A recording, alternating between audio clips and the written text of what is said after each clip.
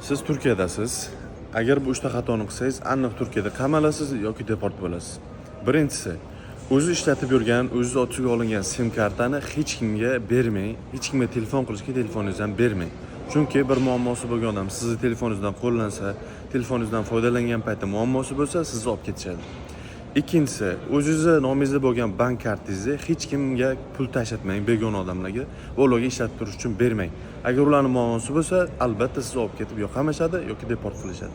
Uchinchisi, o'zi ishlatib yurgan, shaxsiylashtirgan Istanbul kartangiz, avtobusda va metrolarda ishlatadigan kartangizni birovlarga bermang. Chunki ular bir muammo joyga sizni kartangiz bilan ishlatib borgan bo'lsa, u kartada sizlarni qayerga borgansizlar, qaysi metroni foydalangansizlar, transportdan foydalangansizlar, u yerda hamma sistemada chiqadi. Shuning uchun birortani muammosi bo'lsa, aniq sizlarni ushlab deport qiladi yoki bo'lmasa qamalishingiz mumkin. Bu xatoni qilmanglar o'rtoqlar. Bu videoni tarqalishi uchun inshaalloh podpiska bosamiz, like bosamiz va tarqatib qo'yamiz.